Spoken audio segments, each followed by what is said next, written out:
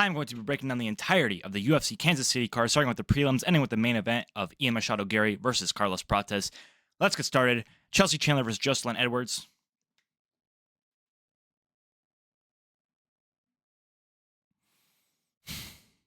"15-minute piss break." That's all I can say. Honestly, Chelsea Chandler is known for running. That is the only reason I know her name. She sprinted across the octagon at full speed. 100% speed. Boosting through, dude. Jocelyn Edwards, honestly, not even that bad of a kickboxer. She just can't win if she makes weight. She just can't win if she makes weight. She has won only on weight misses and lost every time she's made weight. So I think that she made weight actually for this fight. Jocelyn Edwards made weight, so she's actually probably going to lose this bout. Jocelyn Edwards made weight, so she's probably going to lose this bout. I really just... Dude, this is not a good fight. But it's the card opener, and that's okay. We continue. Caumba, don't know if that's how you say it, versus Romero. No, it is Roberto. It is Roberto. It's not Robert. It's Roberto. My fault. Caumba, what can you say about him? I don't know, because I don't really recognize the name. I didn't do any research for this yet again. I'm a busy guy, all right? I don't got time for that. Especially this week. I really was busy this week, you know? Easter week. Well, last week was Easter weekend, but went into Monday. Was busy, and, you know, I don't have to explain myself. All right? Roberto Romero is going to take this one. This is why. He was scheduled for 314, and his opponent was sick or something. I don't really remember. He got hurt maybe, and that fight was canceled. He's now taking on a new opponent, Caumba, 2 weeks later. Caumba coming in on, I guess, short notice. Technically short notice. 2 weeks short notice. You know? I know Roberto Romero was also short notice. Yeah, but he was in the mindset to fight already. Caumba 2 weeks ago was not in the mindset to fight. He has not actually 2 weeks. Probably like 3 weeks, maybe short notice. 4 weeks. Is that even short notice at that point? I don't know. Probably not. We continue down the card. Jacqueline Amorim versus Viana. My wife. Gooner sport, by the way. Viana is going to lose. She's not that. She's actually not good at all. She's not a good fighter. She doesn't have a losing record, but it's close. Jacqueline Amorim, like, genuinely decent. Viana, she's just not good. She's just not a good fighter. She's just not a good fighter. She just promos her OnlyFans, bro. Yeah, Jacqueline Amorim, easy clap. Probably a finish, to be honest. Submission. We continue. Saaiman versus Malcolm Wellmaker. I feel bad for Saaiman, you know. He was like this prospect. I remember this. He was like this guy up and comer from South Africa. Dricus du Plessis' protege. He's going to be something. And then he Then he met Peyton Talbot. Speaking of meat. No! Because I was like, you know, gay accusations. But then it just sounded like he had Drake. Saaiman. I mean, I don't see him... Okay, I shouldn't say that. I don't know Malcolm Wellmaker. But I have to assume if bro's making wells, he's pretty strong. All right? I don't know how to do one of those. So, he's, you know, not terrible. Saaiman, I do think is going to take it, though. I think he's going to bounce back from that Peyton Talbot loss. Brutal. He got dominated, you know. He's probably going to be more... it's just like... I don't know. I see him winning this fight. Don't really know Cameron Wellmaker that well, though, so take it with a grain of salt. But I'm going to go Saaiman. Period. We continue. Blackshear versus Aletengheili. I think that's how you say it. I'm not going to try again. looked decent. He's looked decent recently. He got... who was his last fight? Let's have a look. Damon's last fight... Oh, yeah. So, his fighting Cody Stamen, Cody Stamen was a masterclass. He just beat the brakes off of him for a round 1 submission with a rear naked choke. Then he fought Cody Gibson. He won. He didn't look quite as good, but it was an easy victory. And I don't think his opponent has insane power. He's kind of a decision merchant. He's knocked out one guy in the UFC. It was Kevin Kroom. Never even heard of him. So he's a decision merchant, low power, pillow hands. Damon Blackshear's not going to get knocked out. I expect a Damon Blackshear finish. I think, he goes for it, He wants that finish. He wants the W. He wants the bonus. 50 grand. 50 G's, baby. We continue. Chris Gutierrez versus John Casteneda. This fight was supposed to happen I think it was 3/13. Because, I know it was 3/13 even. Because Chris Gutierrez got sick on fight day. Fight day, their fight was canceled due to Chris Gutierrez's illness. And I remember this because this is where I came up with my theory that is absolutely 100% true and cannot be disproven. The Dagestanis poisoned the water in Las Vegas. They've poisoned the fighter water in Las Vegas. And how do I know this? Because Alex Pereira has spoken all about how he was sick during his Khalil Roundtree fight, which was a very close fight. He got the finish, but it was like the first 4. I mean, it was only 4 rounds, but all the 4 rounds were pretty close fight. Were pretty close. I mean, Pereira started pulling away at the end there, but round 1 and 2 were razor sharp. I honestly don't remember. I haven't watched that fight in a minute, but it was 2 months ago. Obviously, I haven't watched it again. What the fuck am I talking about? It was like a little, I don't know. It was whenever. I haven't watched it since. But 2 months ago, Alex Pereira fought Big Ankalaev, right? I forgot his first name. I can't stand this guy. I can't stand him. But they knew he was sick during the Khalil Roundtree fight, so they knew that if Alex Pereira got sick again, he would not pull out of the Big Ankalaev fight. Right? Follow me here. The Dagestanis poisoned the water. 2 fighters on fight day pulled out due to illness. So there was a bug going around for sure. And I think Alex has since said that he was sick going into that fight. They poisoned the fighter water. 2 fighters who, they're not in championship fights. It still matters, but it doesn't matter as much if they pull out of their fights. Alex Pereira gets sick. Well, he's in a championship fight. He can't pull out on fight day. What do? They'll just cancel. Alex Pereira's an event saver. We know this. We've been knowing this. He's not going to do that. So he gets sick, goes in, and has a lackluster performance. It all adds up. Anyways, Chris Gutierrez was the unintended victim of their dirty little Dagestani poisoning scheme and ethic. Not the right word. Scheme. I'll go back to scheme. So he was originally supposed to fight John Casteneda 2 months ago. 2 months is a stretch. A month and a bit. And, I'm probably... Dude, this is a close fight, man. They're both like journeymen, though, if we're honest. Gutierrez had that one really good knockout over Frankie Edgar, washed Frankie Edgar, and he's been like mid since then. John Casteneda, reliable. He's a gamer. I think I'm going to give it to John Casteneda. I think he kind of just wants it more. Gutierrez is kind of old, dude. At this point, he might be on his way out soon. We'll see. His Tapology picture, I keep looking at it because it looks nothing like how he does right now. Unless I'm imagining the complete wrong person, he does not look like that. We continue. Evan Elder versus Gage Young. Who the fuck are these guys?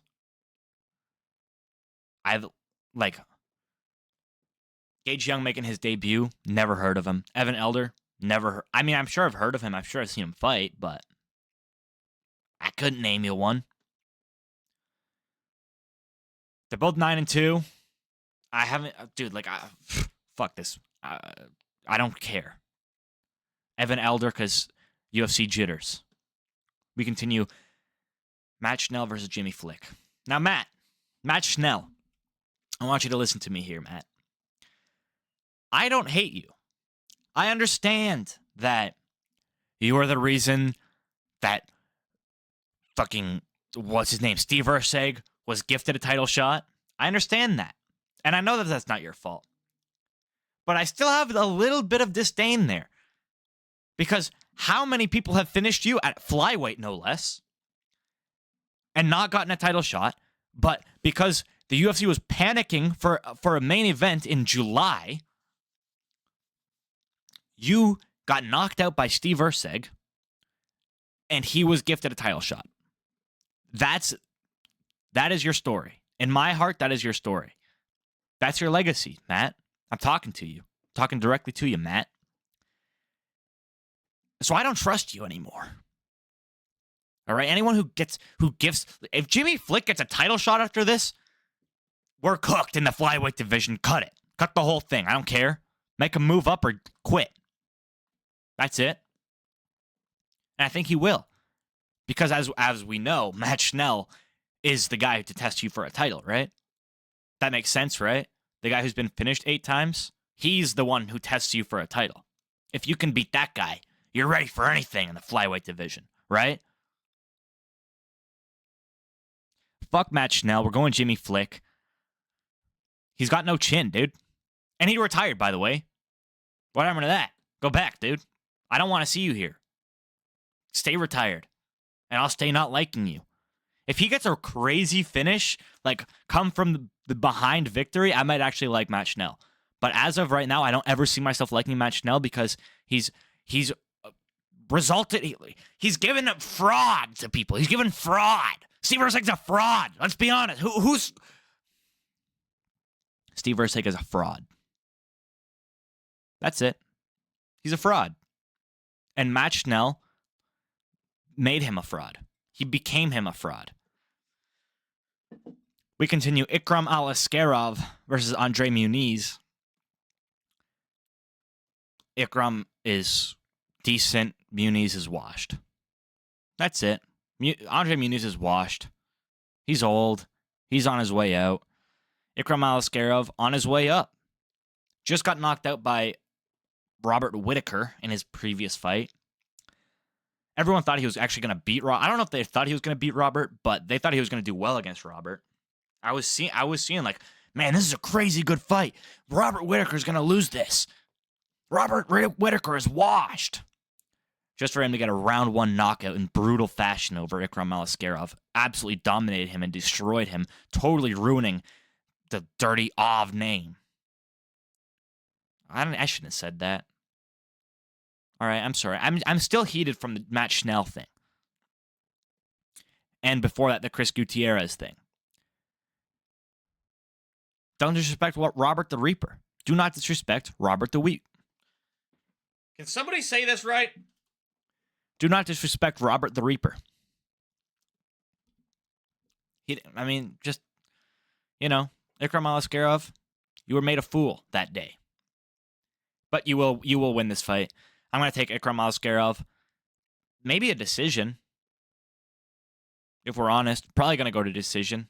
He's like a power puncher, but Rob's chin was tested. I don't know how Rob was doing going into that fight. I feel like I remember him not having the best record going into that fight. It was like maybe 2-3 or something. I don't know. Well, who cares? It's not a big deal. If I'm wrong, I'm wrong. Whoops. I've just made something up. Spreading misinformation on the internet. Great pastime. We continue. Randy Brown versus Nicholas Dalby. I really like Rude Boy. Both of these guys are coming off of robberies, by the way. This was just popped in my head. ADHD moment. Like, some of the worst. Nicholas Dalby was in the worst robbery I've ever seen in my entire life. I have never. Dude, Rinat Fakhretdinov did not win that fight. He did not win that fight. There's absolutely no way he won that fight. It was a 2-1 at best. 2-1 Nicholas Dalby at best. And I'm pretty sure a judge gave Fakhretdinov 3-0. It was 2-1 Dalby at best. He got, like, Saudi luck. Because Fakhretdinov's from, I think, Kazakhstan. One of those Muslim countries. Nicholas Dalby, Denmark.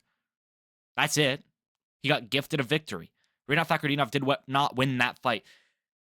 Continuing off of that, Randy Brown did not lose his last fight against Brian Battle. I'm a Brian Battle fan. I'm a Brian Battle enjoyer. I like Brian Battle, and I really liked that Kevin Jousset promo that he still posts on his Instagram to this day, even though, bro, you've had a fight since, get over it. I'm a Brian Battle fan. He lost. Randy Brown won that fight, dude. It wasn't a good fight. Don't get me wrong. Randy Brown won that fight. How can you judge Randy Brown losing that fight, but you judge, like, Mario Bautista beating Jose Aldo, for example? It was the same thing. Randy Brown won that fight. Fair and square, dude. 29-28 victory. Randy Brown. Going to this one, I think Nicholas Dalby is a bit short. Let's have a look. How tall are you? 5'11 to 6'3. And 3.5-inch reach advantage for Randy Brown. He's just at too much of a disadvantage in height and reach. Randy Brown, I see him winning this fight. I really think he's going to take it. I don't think... there might be a knockout. I don't think so, but we'll see. Probably a decision.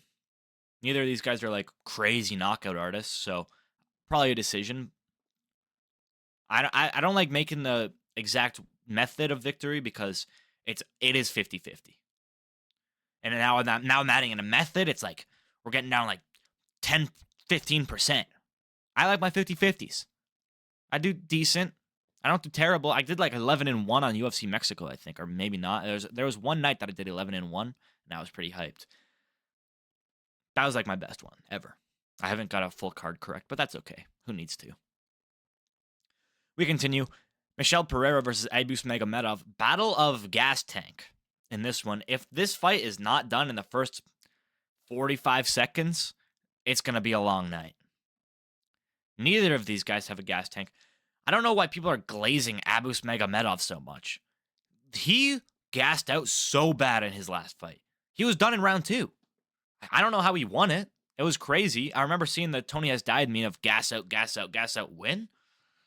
It doesn't make any sense. But he won it. It was fair enough. It was a close fight against the Hulk, I believe. Not the Hulk. I forget the dude's name though. Let's see.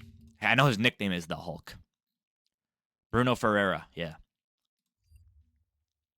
He fought Bruno Ferreira in his last fight. He won that. Gassed out though. Gassed out really bad. It was a close fight. I think Michel Pereira is gonna lose. But he's so inconsistent and so, like, mid. He's just mid. He can get a really good finish, right? But he can also get a really boring loss by decision or, like, you know what he does? He Anthony Smiths. He fetal position. We'll get to Anthony Smith. He fetal position curls up in round 2. Like, Anthony Smith also does it in round 2, but Anthony Smith's old. I think Michel Pereira is, like, up there. He's like maybe 35 or something. But Anthony Smith, he's old and he's been in the game a while. Michel Pereira, I guess he's been in the game 31-12. You gotta, like, how are you 31-12 and you gas out like that? It doesn't make any sense to me. Abus Magomedov, 27-6, by the way. He's like the forbidden Magomedov. They don't talk about him. But I do think he's going to take this fight. Probably going to be a really boring decision. We know how to beat Michel Pereira. Survive the onslaught in the first minute and a half, and then wrestle fuck him. It's easy. We know the game plan, and I don't see Michel Pereira doing anything about it. Because he's going to do the same thing. He's going to do his little back flips and his spinning kicks and his jumping shit, and then he'll gas out in a minute and a half, and it'll be all Abus Magomedov from then on in a very boring decision. We continue. David Onama versus Giga Chikadze. I'm really speeding through these, We're only 20 minutes in. I've seen a lot of people saying Giga did miss weight. He was the only weight miss on the card, I believe. I should scroll down and look at that. I think, yeah, he's the only weight miss on the card. was fined 20% of his purse. That fight will happen, though. But here's where we get a little dicey. Does he knock out David Onama? He doesn't have the power. I think he's low-key not that good. A lot of people glaze him. I don't think he's that good. I think he's kind of mid. David Onama, on the come up. David Onama just beat Roberto Romero, though. Giga Chikadze's a big step. Shit, I didn't think about that. Giga is a big step. I thought I was going to go with David Onama, but, dude, he only just... His last fight was Roberto Romero. Now he's fighting a top 15 fighter in the UFC. With, by the way, a chin on him. This guy doesn't get knocked out, Giga. He gets boring decisioned and loses him. Yeah, honestly,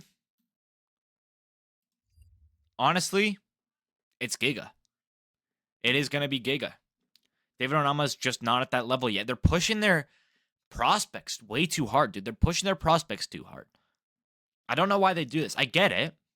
You want them, like you got this guy who's got a big name, been in the game a while.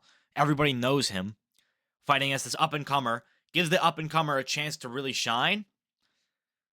They're doing it too early. David Onama's not ready for Giga. Just like Peyton Talbot wasn't ready for Raoni Barcelos. Granted, Raoni Barcelos is not like a huge name, but he's 48. He's got experience. Peyton Talbot's young, dude. I don't understand why they don't match up their prospects against each other, because people who are fans of the sport go, oh my God, this is a prospect fighting another prospect. The winner is like really good.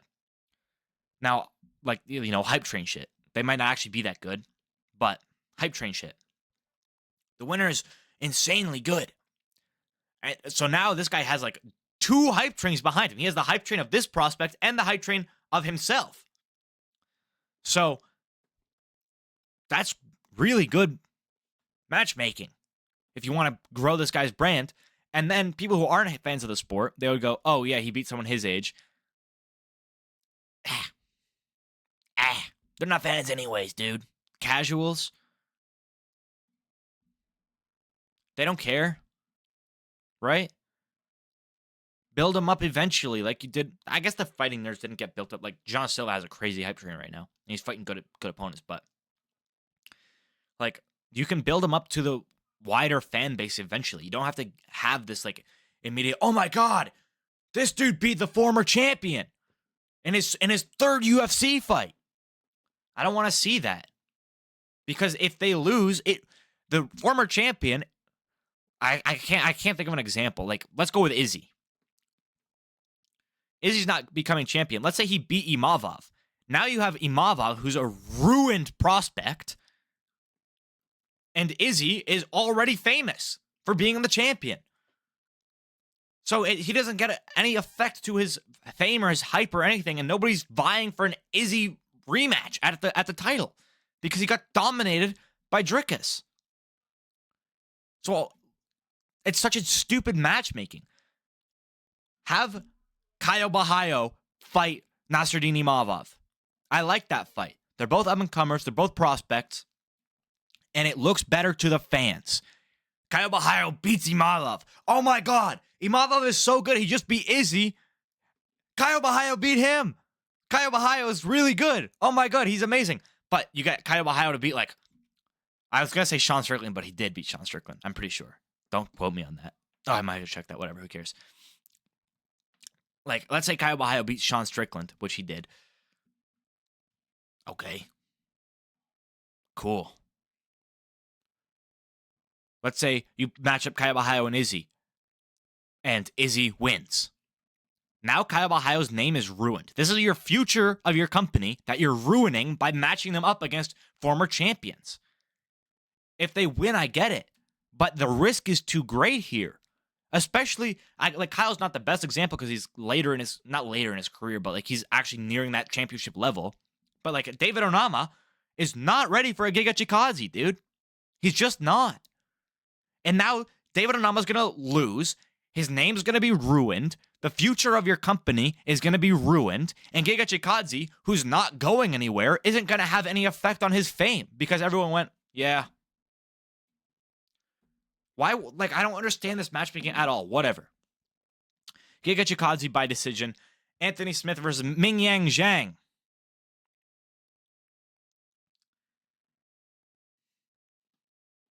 This is, bro, his retirement fight, and we're matching him up against a guy who's never even seen the final bell. His retirement fight, we're matching up against a guy who's never even seen the final bell. He's on a tear. He's a prospect. Anthony Smith has the chance to do the funniest thing right now. Imagine if Anthony Smith wins this fight. He won't, but imagine if he does. Dude, he might get flatlined, you know. I'm actually scared for this. He really might get flatlined. But I think before Anthony Smith, people always go like, yeah, he's never been flatline KO'd before. He's been finished, but he's never been flatline KO'd. Yeah, because every time he gets hurt, even remotely, he goes in the fetal position on the cage wall, and then the ref has to step in because Anthony Smith isn't doing anything but sitting there crying because... Never mind. I almost said something too crazy. I understand, bro. I would cry too. All right? I would cry on my walk to the octagon. It's a terribly sad thing. And I shouldn't have brought it up. If you know, you know. I'm not even going to bring light to it. Well, I guess I should bring... You know what I mean? I'm not bringing, like, any more press to it. It's been talked about. I don't want to make the dude feel worse. All right? I know you're watching, Anthony Smith. And I'm sorry I have to go against you by knockout. Because I have lost so much money on you, Anthony Smith. So much. He's ruined so many parlays. Why do I keep betting on this guy? I'm like, honestly, first or second, he's going fetal position. And it's over. Dude, Anthony Smith. And like, I love you, bro. You're such a good stand-up guy. I love seeing that video of you putting your hat on the kid while you're crying tears and the kid's like, oh my God. What a good video. We love Anthony Smith. He's going to get his clock cleaned. He's going down. He's going out, maybe. I hope not, but he's going out. Mingyang Zhang by knockout. That might be the easiest call of the entire card. Other than Chelsea Chandler winning by decision, which I don't know if I said that earlier. Carlos Prates versus Ian Garry. I'm so glad that this guy, everything's going wrong for Ian Garry, and I love it. I love it. Like, he got bitched. He got bitched by Carlos Prates, let's be honest. Like, in their little MMA fighting interviews, Carlos Prates was like, this dude's a fake Brazilian. And then Garry was like, actually, I eat Brazilian food. You're a nerd. All right? You're a nerd, and you're a cuck. Even worse than being a nerd. Because Carlos Prates is a nerd as well. And that nerd's going to whip your ass, buddy. I feel so bad for Ian Garry. Got a big cut on his cheek as well. I don't know who's really seen this. He has a big cut. Not big. He's got a cut on his cheek, though. It goes down like this. It's like a long one. It looks like as if someone like swatted at his face and their fingernail cut his cheek. Which is not like a terrible cut, but that's a target. Going into a very devastating power puncher who like slept Neil Magny with a strike I didn't even think landed. It landed like this. Like this part of his knuckles on the side of his head. Like the side to back of his head. And it put him out. This guy has so much power. And Garry gets not clipped, but he gets hit a lot. For some crazy good stand-up guy, he gets hit a lot. Like, on the jaw. Dude, I'm not talking like glancing blows. A glancing blow from Prates might even put him out. But, dude, he gets hit on the jaw. He's overconfident. I don't like him. His tattoos are pretty cool, though. He has, like, a weird Aryan one on his back. But, like, his leg tattoo with the lines is pretty dope. That's the only thing I like about Ian Garry. And then he's talking about, like, oh, my God, I can't even stand his interviews. I hate this man so much, and I'm so glad.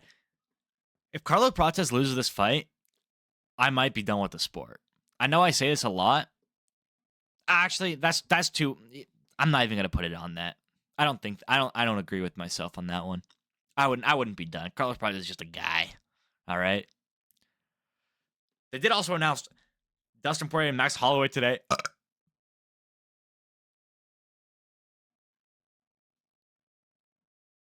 I'm so sorry. I'm hyped for that fucking fight, dude. Oh my god. That's my favorite fighter, boy. That's my favorite fighter, boy. Act like it ain't. That's what I thought. That's my GOAT right there. I have to go. We're going to Louisiana. First time. Say what's up. Ian Garry. Back to him. Dude, why are you putting... It's not your name. It's not your name. Remove that from your name. All right? Fake Brazilian. Go watch your wife get banged. Carlos Prates by knockout. Pretty... I wouldn't say early, but like second or third, maybe fourth. The only issue is we haven't seen... I was about to end the video, but I just thought of it. We haven't seen Prates gas tank, and he smokes a lot of cigs. This dude rips cigs. Like, what do you say? A pack or two a day? Carlos Prates, if you win this fight, you might be fighting for a title soon. Maybe one fight off. If Bilal Muhammad is still the champion, you are not in for a good night. If you have to fight Bilal. I mean, he might even have to fight Sean Brady after this. Although I do think if Prates wins, it'll be Prates versus Rakhmonov. Rakhmonov lost a lot of hype, a lot of fame, a lot of like hype train after his Machado win, because that was not a good fight. Now I know he had like a torn ACL or whatever going into it, but still, it didn't look like a good performance. And I was on the Shavkat train. I was upset that he was gonna fight Garry. I wanted him to fight for the championship immediately. Plus, he passed it up for injury and let JDM take the spot. I don't mind. I think he should fight again. I think he has to fight one more time before a title. Shavkat has to fight one more time before a title. Carlos Prates is going to win this Ian Garry fight by knockout, and then I think he'll have to fight one more time for a title as well. I think that will probably be the fight that gets made. Although Shavkat's like maybe on his way back. I don't know how long an ACL injury takes to heal. I think like maybe 8 months. So what are we at? Like 5 months past that. He's got 3 months left. If Carlos Prates doesn't take too much damage, they might fight. I can see it. Fight in like, but then he would have like 2 weeks. Maybe it would be Shavkat versus Sean Brady and Prates versus someone. Let's have a look at the worldwide welterweight rankings. Oh, maybe Joaquin Buckley. I want to see... The fight I want to see, though, is Sean Brady and Joaquin Buckley, but I think Joaquin Buckley wants to get back in there. One was Joaquin's last fight. Yeah, it was Colby Covington in December. So he actually lines up with Shavkat better than Shavkat does with anybody. Sorry, I'm sneezing. I didn't sneeze. I'm back. Oh, I didn't sneeze again. What the fuck was that? That was scary. Where was I? Yeah, Shavkat is like... I want to see him fight Carlos Prates if Carlos Prates wins this. And I want to see Joaquin Buckley fight Sean Brady. And I feel like Joaquin Buckley deserves a title shot, to be honest, at this point. But I want to see him fight Sean Brady. Winner gets a title shot. Then have Shavkat and Carlos Prates on the same card, maybe, and winner of that. No, because they would... I don't know, dude. I don't know how to matchmake very well. That's why it's not my job. I'm just saying the fights I want to see. Carlos Prates and Shavkat, and Sean Brady and Joaquin Buckley. And I want Joaquin Buckley to fight for a title eventually. I think JDM will probably be... But I'm discounting Bilal here. If Bilal loses, he might actually line up with Sean Brady. Who does Buckley for JDM, and then Shavkat and Prates. Boom! Done. That's the top 5 sorted out of the welterweight division. I almost said middleweight. These guys are kind of tall as well. These, like, Prates and Garry are tall and lanky guys. Anyways, I can't wait to see Machado Garry get his clock cleaned. Carlos Prates is going to do extremely well. I see him winning this fight by knockout. Thank you for watching. If you enjoyed, please leave a like and consider subscribing, as it does really support my channel. Also, be sure to follow my socials. Instagram is officialzfix, just like my YouTube name with official in front of it. And if you want the MMA meme account, convert to Islam Makhachev. I did do a tier list last week. You should definitely watch that video. Someone was at my window. That scared me. You should definitely watch that video. It's kind of a banger. You know. It was an off week. And I want to do like other tier lists, but I feel bad about posting them. So, I don't know. We'll do a different one on a different off week. But also on my off weeks, I also would like to do a fighter showcase just for my friends.